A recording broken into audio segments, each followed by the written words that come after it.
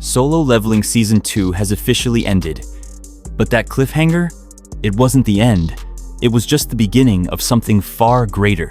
A world of secrets still buried, a war that hasn't even begun, and a hunter standing at the edge of godhood. Inside the Red Gate, silence reigned, not because the battlefield was waiting, but because everything had already been reduced to ash and shadows. Jin-woo stood still. The only sound was the dripping of blood and the whisper of shadows returning to their master. He didn't need to lift a finger. Beru hovered above the ground, wings twitching with bloodlust. Ygritte stood silent, sword already stained. Tusk floated nearby, his staff glowing faintly with residual magic. They had destroyed everything. But then, the air shifted. A pressure descended. The dungeon boss stepped forward. He was enormous muscles taut like steel cables, fangs protruding from his mouth, eyes glowing with a brutal intelligence. He scanned the corpses, the blood-soaked floor, the shredded walls, until finally, his gaze landed on Jin-woo. And for the first time, he hesitated. He felt something no boss had ever felt before. Not fear of death, but recognition of a predator far above him. Jin-woo didn't blink. He raised a single hand. No words, no hesitation. His shadows moved like lightning. Beru blurred forward, his claws piercing the boss's heart in a single lunge. Ygritte followed, slicing clean through his arm as if it were paper. And Tusk unleashed a torrent of magic so violent, it erased what remained of the boss from existence. Silence returned, but this time, it felt final. Because Jin-woo had become more than a hunter. He was now something else entirely. After the dust settled and the portal began to fade, Jin-woo opened his inventory. There, hidden among trophies and rare artifacts, was an item he'd nearly forgotten. The cursed random box key. It had been silent all this time, dormant. But now, something had changed. The system so cold, so mechanical spoke again. The key had awoken, and its destination was clear. The Cartenon Temple, the place where it all began. Suddenly, memories he had long buried returned like a flood. Stone statues with eyes that followed him, friends screaming in the dark. The words, "Prove your worth, or perish."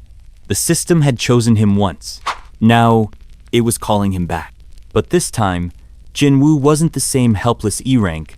He was the Monarch of Shadows, and he was ready to unlock the truth that had haunted him since day one. Outside the gate, Jin-woo prepared to return to the guild. But before he could even take a step, a car arrived, sleek, armored, and clearly not Korean. From it emerged a stranger, a man in a dark suit, sunglasses glinting under the sun. Adam White, Federal Bureau of Hunters, United States of America. He was polite, but clearly nervous. His message? Urgent. An invitation, not a request.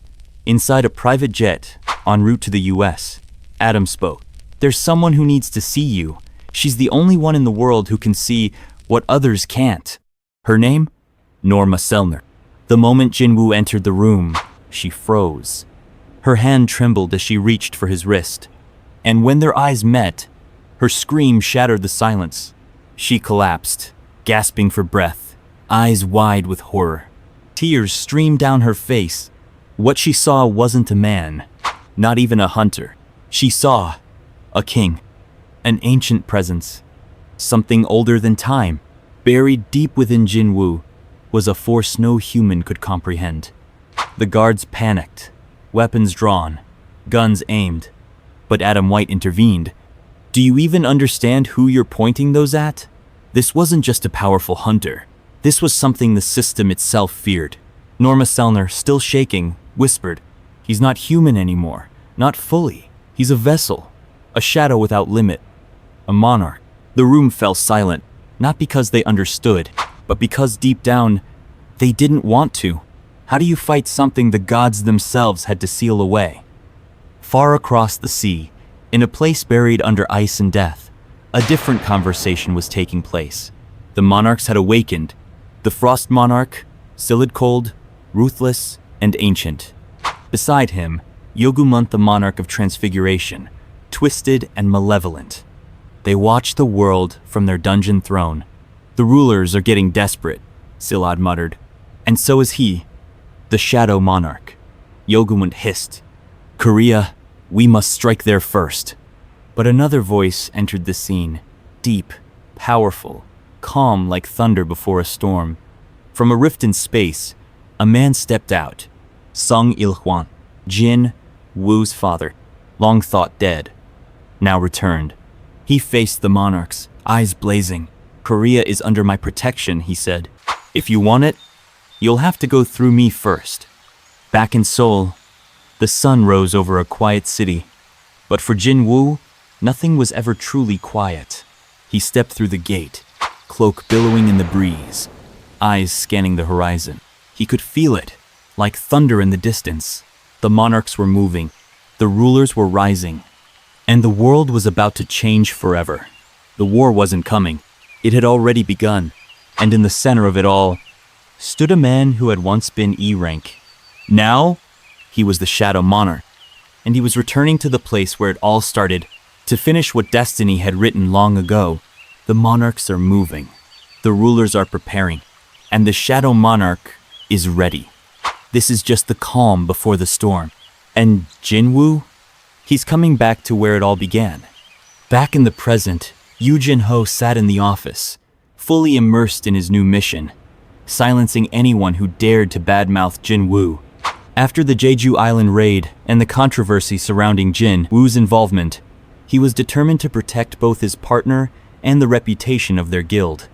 Wasting no time, he meticulously sifted through each offensive comment, reporting them one by one with unwavering focus. Just then, Jin-woo appeared silently beside him, startling Jin-ho and snapping him out of his concentration. Jin-woo casually asked if there was any trouble, but Jin-ho assured him everything was fine. It was then that he noticed something odd. Jin-woo was still in his hunter gear.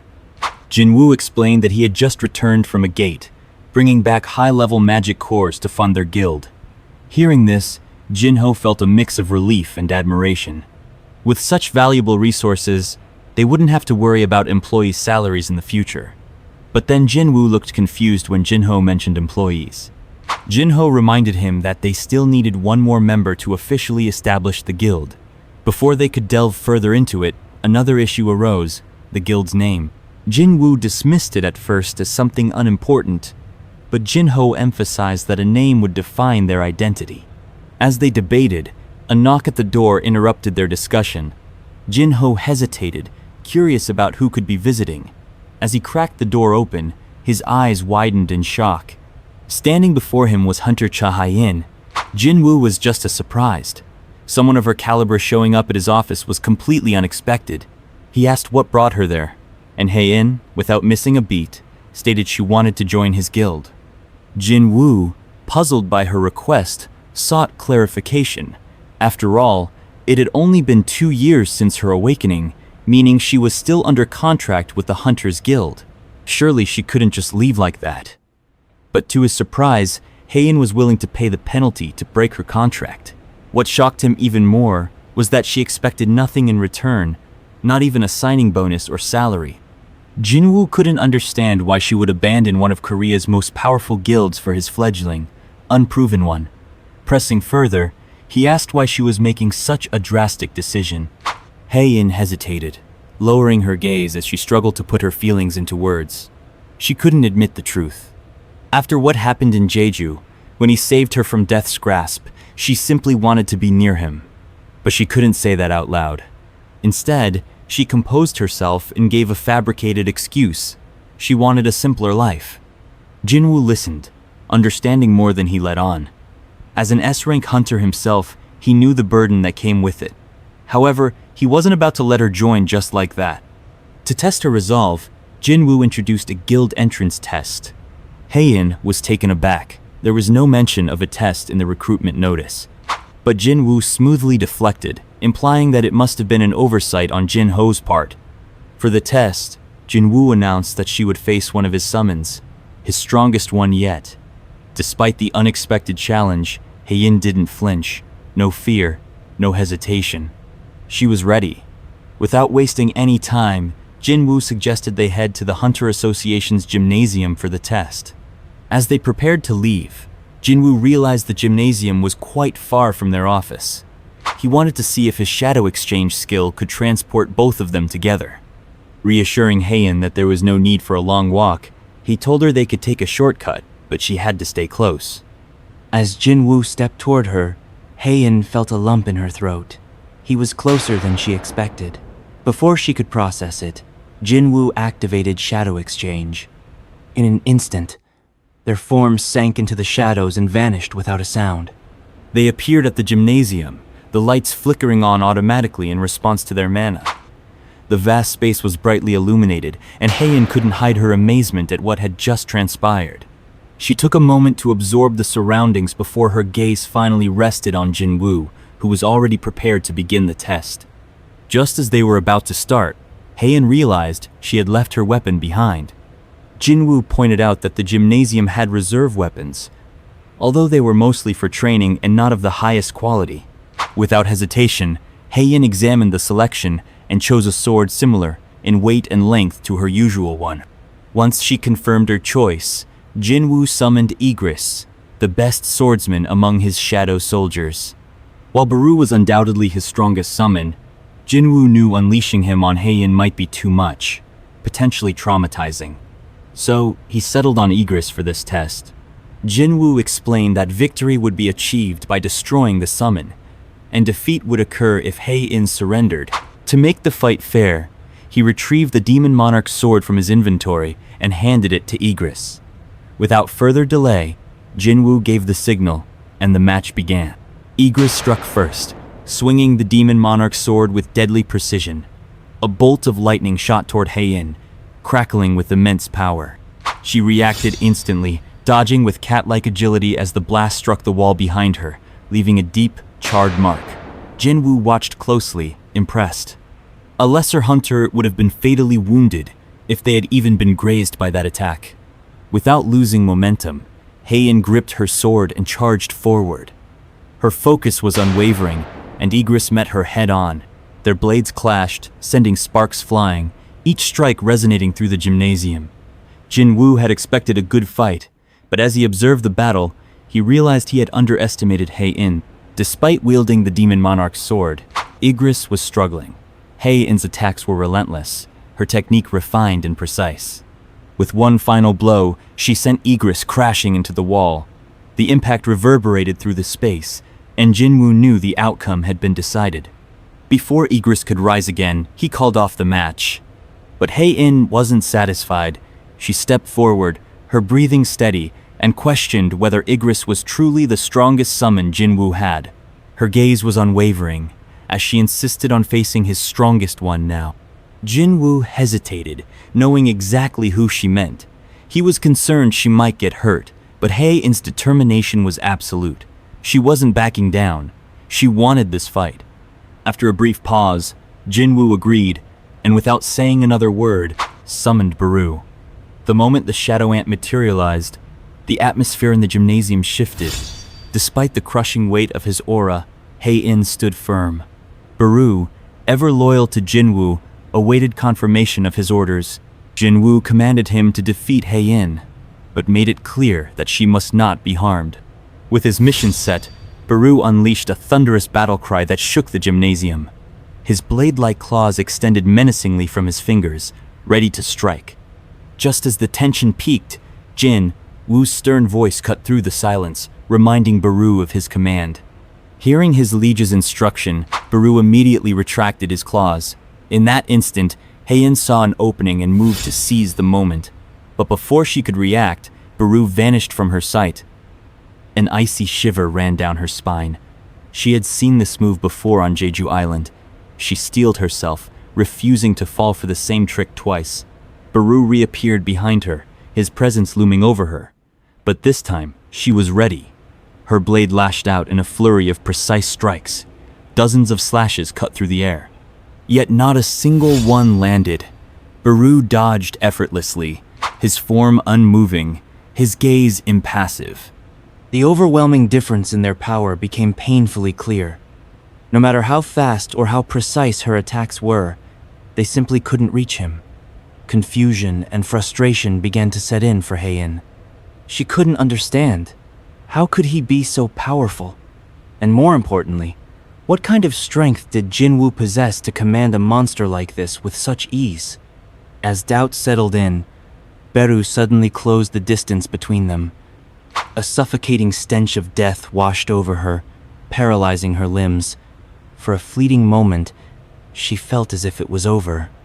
But instead of attacking, Beru released a terrifying roar. The force of his magic power sent Hae-in skidding backward, momentarily stunned. Jin-woo watched the one-sided fight unfold with a grimace. He found no pleasure in the spectacle and asked if Hae-in was satisfied, hoping she would yield. But despite everything, her resolve hadn't wavered. She still wanted to fight. Jin-woo observed closely, trying to understand her intentions. By now, she knew she couldn't win. She had seen the sheer gap in their strength, yet she still refused to back down. He could sense Beru's growing irritation. Unlike his other summons, Beru was still a predator at heart. Even now, Jin-woo could feel him suppressing his overwhelming instinct to kill. Suddenly, Beru's patience snapped. His instincts flared, and he could no longer tolerate prey standing up to its predator. With a flick of his wrist, his claws extended once more as he lunged at Hae-in with lethal intent. But she dodged, barely. Realizing she had to take a risk, Hae-in activated her most powerful technique, sword dance. Moving with increasing speed, her blade carved elegant arcs in the air, each strike flowing seamlessly into the next. The sound of metal clashing filled the room as Beru blocked every attack with his claws. Despite his calm demeanor, his displeasure was evident. Growing tired of the game, Beru decided to end it. As Hae-in lunged for another strike, he caught her sword with his bare hand. With a sickening crunch, he shattered it. Half the blade fell to the floor. But Hae-in didn't hesitate. She channeled all her remaining magic power into the broken weapon, its jagged edge glowing with an intense light. She was about to unleash a skill she had never used before, Blade of Light.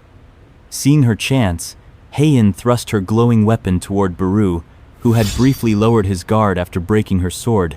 Watching from the sidelines, Jin-woo's eyes widened. Something was wrong. In that brief moment, Beru's mind reset. Jin-woo's command to avoid harming Hae-in was overwritten, and an old, deeply ingrained instinct from his previous life resurfaced. Annihilate all enemies. To Beru, Hae-in was no longer an opponent. She was prey. Claws outstretched, Beru launched himself at Hae-in with terrifying speed, intent on ending her. She froze, her instincts screaming at her, but it was too late to react. Just as his claws were about to reach her, Jin-woo intervened in a blur. He caught Beru's attack with his bare hands. Beru trembled as his gaze met Jin-woo's. Realizing his mistake, he leaped back, dropping to the ground, begging for forgiveness. Jin-woo sighed, understanding what had happened. Beru's protective instincts had momentarily overridden his command. For a moment, he glared at the kneeling shadow before shifting his gaze toward Hae-in. She had fallen to one knee, her breathing ragged. He still didn't understand. Why was she pushing herself so hard? Someone of her caliber didn't need to risk her life over a guild entrance exam. It wasn't worth it. Jin-woo asked her why she was pushing herself so hard, hoping for an answer that would make sense. But Hae-in remained silent, avoiding his gaze. Her silence only deepened his confusion. Still confused, Jin-woo asked Hae-in if she was interested in him. Hae-in's head snapped up, her expression betraying her shock. She looked completely caught off guard, as if the question had pulled her out of a daze. Jin-woo, sensing her surprise, dismissed the thought with a shrug. But after a long pause, Hae-in quietly admitted the truth. Jin-woo was right. She did have feelings for him. At the Federal Bureau of Hunters in the United States, Director David Brennan was not pleased with the latest developments. His agents had failed to recruit Sung Jin-woo, a hunter whose extraordinary abilities they had hoped to enlist ever since they witnessed his immense power during the Jeju Island raid. Assistant Director Connor, along with Norma Selner, stood beside him, offering their apologies for the failure. Brennan, however, wasn't interested in apologies. He was determined to understand exactly what had gone wrong. He quickly demanded an explanation. Connor recounted the entire situation in Korea, detailing their failed attempts to bring Jin-woo under the Bureau's influence. He explained that, according to Miss Selner's analysis, Jin-woo might be one of the Monarchs. This revelation took Brennan by surprise. If true, Jin-woo's power was far beyond what they had anticipated. Brennan immediately pressed for more details, asking if this meant Jin-woo was on the level of a national-level hunter. Norma Selner took a deep breath before explaining. All reawakened hunters drew their power from a mysterious realm known as the Other Side. Their abilities weren't their own. They borrowed strength from this unseen force. Miss Selner, with her unique abilities, had always been able to perceive these connections. Some hunters appeared to her as glowing streaks of light, indicating their source of power. She referred to these individuals as Monarchs. However, Jin-woo was different. When Selner looked into his eyes, she saw no connection to an external power. Instead, she saw darkness and overwhelming and boundless force, unlike anything she had ever encountered. Jin-woo wasn't borrowing strength. He was the source of it. There were no limitations on his growth. He was the darkness itself. The weight of her words lingered in the air, and Brennan quickly understood the magnitude of the situation. He thanked Miss Selner for her insights and turned to leave, clearly deep in thought. Connor followed him as he headed for basement level 24. As the elevator descended, Brennan spoke about the first ever S-ranked gate that had opened, leading to the catastrophic dungeon break that wiped out the entire West Coast. This tragedy had prompted America to launch an unprecedented operation to recruit the world's strongest hunters. Among those who participated in the legendary raid, only 5 had survived, earning the title of national-level hunters. The monster responsible for the destruction, Kamish, the dragon of the undying flame, was a creature so powerful that it had killed hundreds of top-tier hunters. Its name would forever be remembered as a symbol of terror. Upon reaching basement level 24, Brennan revealed a heavily secured artifact, the runestone recovered from Kamish's remains. It had been years since the rune had been found, but no hunter had been able to activate it. Brennan now wondered if this artifact could be the key to resolving their issue with Jin-woo. Meanwhile, on the other side of the world, Jin-woo stood in front of his bathroom mirror, pondering Hae-in's earlier words. She had hinted that he had changed, and he wondered if it was true. His thoughts were interrupted as he glanced into the living room and saw his sister, Jin-ah, lounging on the couch. Deciding to ask for her opinion, he walked over to her, but she quickly shot him down, calling him a bum in her usual teasing manner. Their playful banter shifted when Jin-woo mentioned his plans to form a new guild. Jin-ah asked him if he had decided on a name yet. He suggested Solo Play Guild, but she immediately rejected it, pointing out that it didn't make sense since he wasn't a true solo player. After some thought, Jin-ah proposed Ajin Guild, her name spelled backward. Jin-woo was surprised by how clever it sounded, but what amused him more was the fact that the name was just a playful nod to her. Elsewhere, Hae-in lay in her bed, consumed by embarrassment. The memory of her conversation with Jin-woo kept replaying in her mind. She had essentially confessed her feelings, and the realization made her cringe. As she buried her face into the pillow, she wondered if Jin-woo now saw her as a strange woman. Despite trying to move on from the thought, her mind returned to Min Byung-gu, the healer who had saved her life. But as she thought of him, a distant, familiar voice echoed in her mind, urging her to remember something important about Jin-woo. The memory began to piece itself together. Min Byung-gu had been worried, telling her to warn Jin-woo. His concern had been palpable. The chill in her spine deepened as she realized that the warning was not to be taken lightly. Jin-woo's power was something to be careful of. This is all I can say in this video.